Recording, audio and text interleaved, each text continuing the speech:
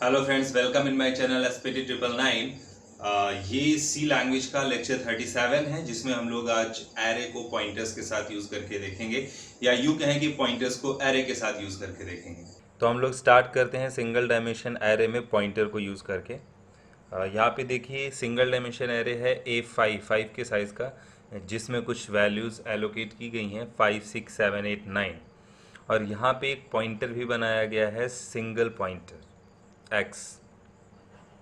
और जैसा कि हम लोग पढ़ चुके हैं, सिंगल पॉइंटर किसी वेरिएबल के एड्रेस को होल्ड करता है। अगर आपने पॉइंटर वाला लेक्चर नहीं देखा है तो उसे ज़रूर देख लीजिएगा। सिंगल डायमेंशन एरे में 5 ब्लॉक बने होंगे और इन सभी की वैल्यूज़ यहाँ पे दी हुई है। फर्स्ट ब्लॉक का जो एड्रेस होता है उसे बेस एड्रेस कहते हैं। तो बेस एड्रेस होगा A0, जिसमें 5 स्टोर होगा, यही इसका बेस एड्रेस होगा। तो A0 और m% लगा के उसका एड्रेस निकालेंगे और उसको हम x में ट्रांसफ़र कर देंगे। तो x में इस समय इस एरे का फर्स्ट जो बेस एड्रेस है वो स्टोर है। इसके अलावा हम ऐसा भी लिख सकते हैं x इज इक्वल a। तो एरे का जो नेम होता है वो भी बेस एड्रेस को ही रिप्रेजेंट करता है। एरे का नेम एक तरह का पॉइंटर होता है, तो पॉइंटर की तरह ही यहाँ पे भी ये बेस एड्रेस को रिप्रेजेंट करता है। तो हम ऐसा भी कर सकते हैं बेस एड्रेस को ट्रांसफ़र करने के लिए x में। यहाँ पे देखिए, जब आपने लिखा हुआ है x इज इक्वल a, तो इसका मतलब है कि ये जो हमारे पास एक एरे है, इसके फर्स्ट ब्लॉक यानी बेस एड्रेस को पॉइंट कर रहा है x। अब ये बिल्कुल अरिथमेटिक ऑपरेशंस की तरह यहाँ पे यूज़ हो सकता है। आप इस x का यूज़ करके सारी वैल्यूज़ को प्रिंट कर सकते हैं। 5 को प्रिंट करने के लिए हमें A0 लिखने की नीड नहीं है, हम x का यूज़ करके भी वैल्यू प्रिंट कर सकते हैं। या फिर एरे में जितनी भी वैल्यूज़ हैं उन सब को हम पॉइंटर के थ्रू प्रिंट कर सकते हैं, क्योंकि इस एरे के फर्स्ट ब्लॉक को पॉइंटर पॉइंट कर रहा है। तो अगर हमें अगले ब्लॉक यानी 6 को प्रिंट करना है तो हम x प्लस प्लस कर सकते हैं, या x is equal x plus 1, जिसका मतलब है x में एक ऐड करो। तो पॉइंटर में जब हम एक ऐड करते हैं तो वो एक ब्लॉक आगे जंप कर जाता है। तो जब ये एक ब्लॉक आगे जंप करेगा तो ये इसको पॉइंट करने लग जाएगा। एस्ट्रिक यानी वैल्यू एट एड्रेस, ये लगा के हम ये वैल्यू को निकाल सकते हैं।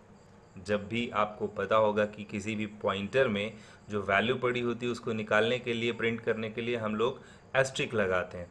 तो x इस समय 6 को पॉइंट कर रहा है, इस ब्लॉक को पॉइंट कर रहा है, और x में अगर हम एस्ट्रिक लगा के प्रिंट करेंगे तो 6 प्रिंट हो जाएगा। इसके बाद अगर हम x प्लस प्लस करते हैं तो ये अगले ब्लॉक को पॉइंट कर लेगा, फिर हम एस्ट्रिक लगा के 7 को प्रिंट कर लेंगे, और ये इस तरह से जंप करता रहेगा। तो आइए एक प्रोग्राम बनाते हैं। यहाँ पे हमने एक एरे बनाया है और उसे इनिशियलाइज किया है, और एक सिंगल पॉइंटर हमने बनाया है x। यहाँ पे हमने लिखा x इज इक्वल a, यानी बेस एड्रेस फिलहाल x में आ चुका है।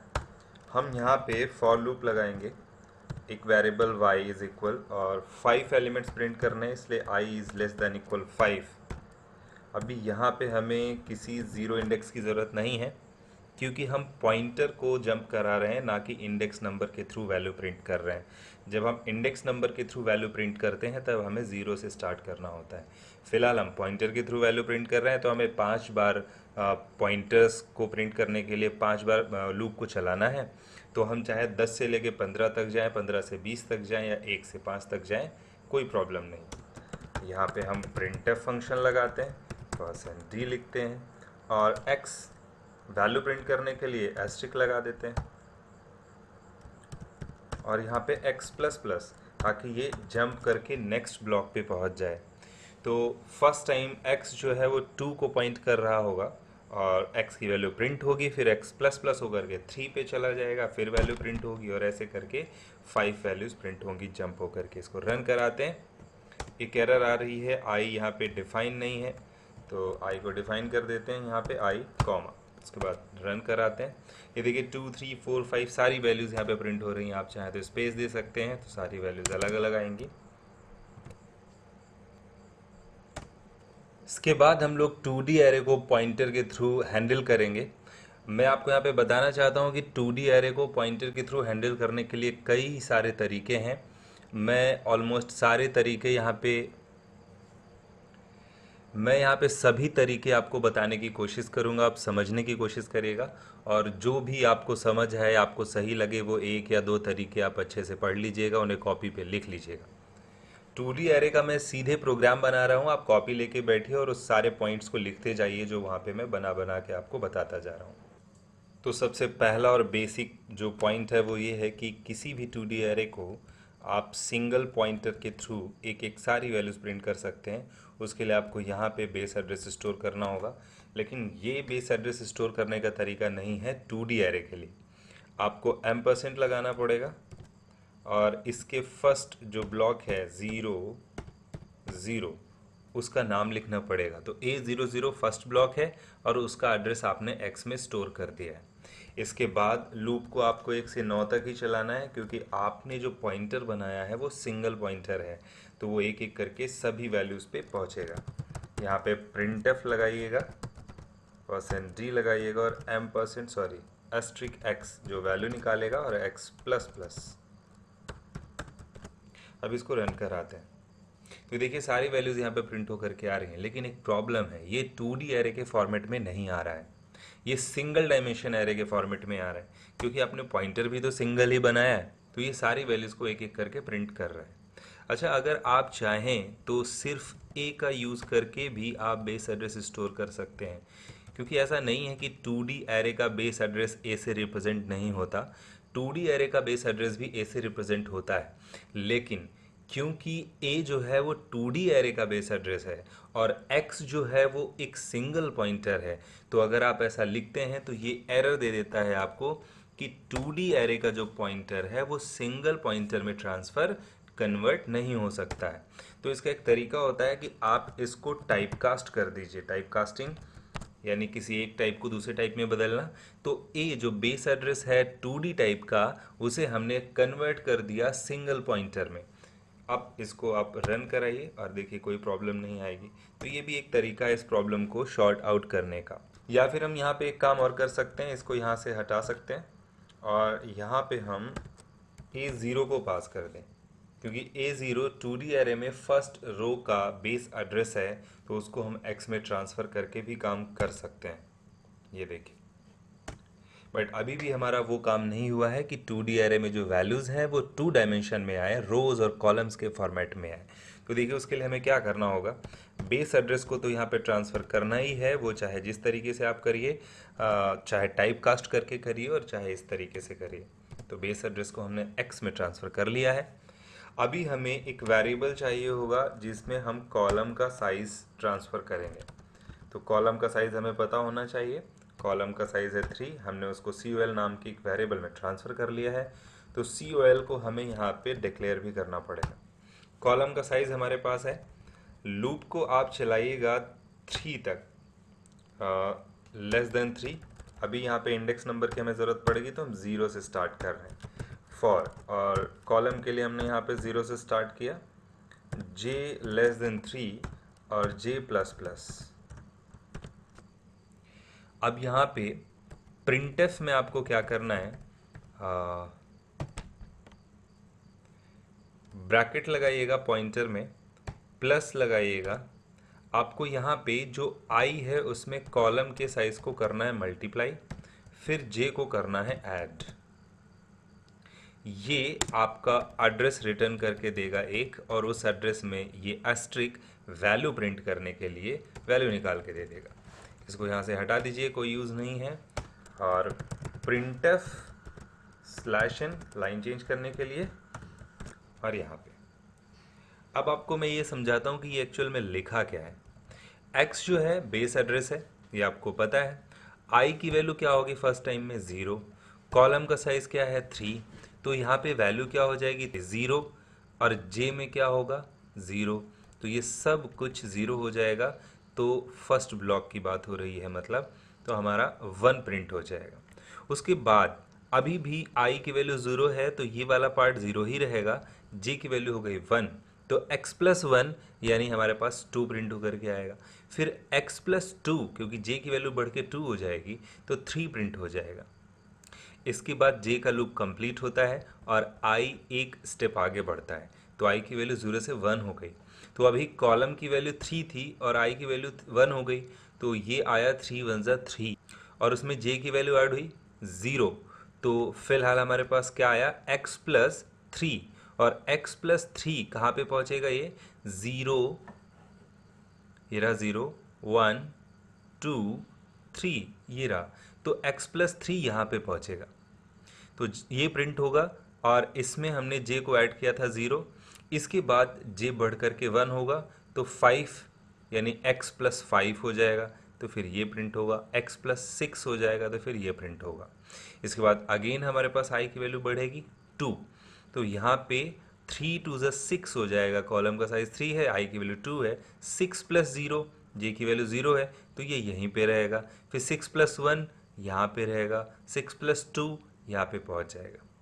तो ये एक तरीका होता है, हम वैल्यूज़ को प्रिंट कर सकते हैं रोज़ और कॉलम्स के फॉर्मेट में। आइए इसको रन कराते हैं। एक यहाँ पे एरर आ रही है क्योंकि जे डिफाइन नहीं है, तो आप यहाँ पे कॉमा करके जे को भी डिफाइन कर दीजिएगा। ये देखिए रोज़ और कॉलम के फॉर्मेट में वैल्यूज़ आ चुके हैं। इसका एक और तरीका देखते हैं।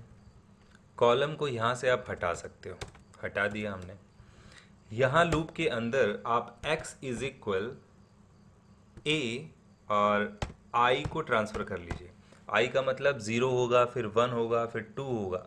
तो जो i है वो एक्चुअल में रो को रिप्रेजेंट कर रहा है। तो i की वैल्यू 0 मतलब फर्स्ट रो, i की वैल्यू 1 मतलब सेकेंड रो, i की वैल्यू 2 मतलब थर्ड रो। तो इस तरह से रो जो हमारी बनती जाएंगी उसका फर्स्ट जो बेस एड्रेस होगा वो x में ट्रांसफ़र होता जाएगा। हमें चाहिए क्या? पॉइंटर वैल्यू चाहिए होगी, तो हम यहाँ पे इसको टाइपकास्ट कर देते हैं। क्योंकि x सिंगल पॉइंटर है तो हमने इसको सिंगल पॉइंटर में कन्वर्ट कर दिया। इसके बाद हम यहाँ पे क्या करें? x क्योंकि i को रिप्रेजेंट कर रहा है, i जहाँ भी पहुँच रहा है वहाँ x पहुँच रहा है, तो हमें सिर्फ यहाँ पे ये वाली लाइन हटा करके j को ऐड करना है। तो x ऑलरेडी रो में पहुंच जाता है, फर्स्ट रो में पहुंचेगा तो j ऐड होगा, तो 0 फर्स्ट, फिर 1 सेकेंड, फिर 2 थर्ड। उसके बाद i की वैल्यू 1 होगी तो x पहुंच जाएगा सेकेंड रो में, उसमें j की वैल्यू ऐड होती रहेगी तो वो पूरी रो को प्रिंट कर देगा। फिर जंप करके i की वैल्यू बढ़ेगी तो x जंप करके थर्ड रो में पहुंच जाएगा और j ऐड होकर के उसको प्रिंट करता रहेगा पूरी रो को। तो ये तरीका भी आप यूज़ कर सकते हैं 2D एरे की सभी वैल्यूज़ को रो और कॉलम के फॉर्मेट में प्रिंट करने के लिए। ये देखिए, इसके अलावा एक और तरीका है, वो भी देख लीजिए। यहाँ पे आइएगा और अभी तक हमने काम किया है x को सिंगल पॉइंटर बना करके। अब यहाँ पे हम पॉइंटर का टाइप चेंज करते हैं। जब आप इस तरीके से पॉइंटर को लिख देते हैं 3, तो इसका मतलब होता है कि x एक ऐसा पॉइंटर है जो 3 के साइज के एरे के लिए यूज़ होने वाला है। यानी इसको हम बोलते हैं पॉइंटर ऑफ एरे। एक एरे का पॉइंटर है। अभी तक जो पॉइंटर था वो सिंगल पॉइंटर था, हम उसे एरे में यूज़ कर लेते थे। लेकिन अब एक्चुअल में जो पॉइंटर है वो एरे का पॉइंटर है, और वो भी कौन से एरे का? जिसका साइज 3 होगा। तो हमारे पास 3 एरे है ना। 2D एरे क्या होता है? सिंगल डायमेंशंस का कलेक्शन ही तो होता है। तो 2D एरे में 3 सिंगल डायमेंशन एरे हैं, तो 3 सिंगल डायमेंशन एरे को प्रिंट करना है और हर एक में 3 वैल्यूज़ हैं। तो 3 वैल्यूज़ का मतलब हमारा सिंगल डायमेंशन एरे जो है उसमें 3 एलिमेंट है। तो हमने जो पॉइंटर बनाया है वो इसी साइज़ का बनाया है। तो ये है हमारा एक ऐसा पॉइंटर जो एरे का पॉइंटर कहलाता है, पॉइंटर ऑफ एरे। तो इसकी कैपेसिटी क्या है? ये पूरे के पूरे एक एरे को पॉइंट कर सकता है, ना कि एक ब्लॉक को। अभी तक जो पॉइंटर था वो एक सिंगल ब्लॉक को पॉइंट करता था, अब ये पूरी की पूरी रो को पॉइंट करेगा। तो फिर देखते हैं कि हम इसको कैसे यूज़ करते हैं 2D एरे में। ये हमें यहाँ पे कुछ चेंजेस करने हैं। लूप के अंदर आइएगा और x में स्टोर करिएगा %ai। ai क्या है? a की वैल्यू 0 होगी तो फर्स्ट रो, a की वैल्यू 1 होगी तो सेकेंड रो, a की वैल्यू 2 होगी तो थर्ड रो।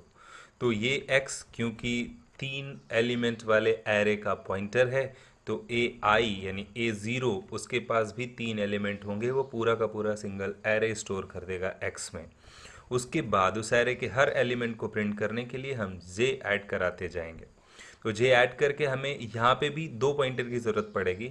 x को पॉइंटर हम लगाएंगे तो x पॉइंट करेगा ai के एड्रेस को, और उसके बाद उस एड्रेस पे पड़ी हुई वैल्यू को निकालने के लिए हम यहाँ पे दूसरा पॉइंटर लगाते हैं। तो इस तरह से हमें इसकी वैल्यूज़ मिल जाएंगी। आप इसको रन करा के देखिएगा, ये देखिए यहाँ पे सारी वैल्यूज़ आउटपुट में आ रही हैं। तो ये भी एक तरीका है 2D एरे को पॉइंटर के थ्रू हैंडल करने का। इसके बाद ये पॉइंटर ऑफ एरे है जो अभी आपने प्रोग्राम में यूज़ करके देखा है। जब भी आपको कहीं ऐसे ब्रैकेट में पॉइंटर और उसके आगे स्क्वायर ब्रैकेट में साइज़ दिखा हुआ मिले, तो इसका मतलब है कि ये पॉइंटर ऑफ एरे है, यानी एक ऐसा पॉइंटर जो पूरे के पूरे एरे को ही पॉइंट करने लग जाता है। सिंगल पॉइंटर का मतलब होता है जैसे किसी एक ब्लॉक को पॉइंट करे, 5 वाले ब्लॉक को पॉइंट करे या 6 वाले ब्लॉक को पॉइंट करे, तो उसे हम बोलेंगे सिंगल पॉइंटर या पॉइंटर। लेकिन पॉइंटर ऑफ एरे क्या है? जब वो पूरे के पूरे एरे को ही पॉइंट करने लगे, जैसे कि x, तो इसे हम कहेंगे पॉइंटर ऑफ एरे, जो अभी आपने देखा प्रोग्राम में। हालांकि प्रिंटिंग वैल्यू की जो करते हैं वो वैसे ही होती है, x+0, x+1, x+2, x+3, x+4 ऐसे करके, लेकिन ये कहलाता है पॉइंटर ऑफ एरे। और अगर ये ब्रैकेट हटा दिया जाए जैसे कि ये, तो ये कहलाता है एरे ऑफ पॉइंटर। और इसका मतलब है कि हमारे पास 5 पॉइंटर हैं इंटीजर टाइप के।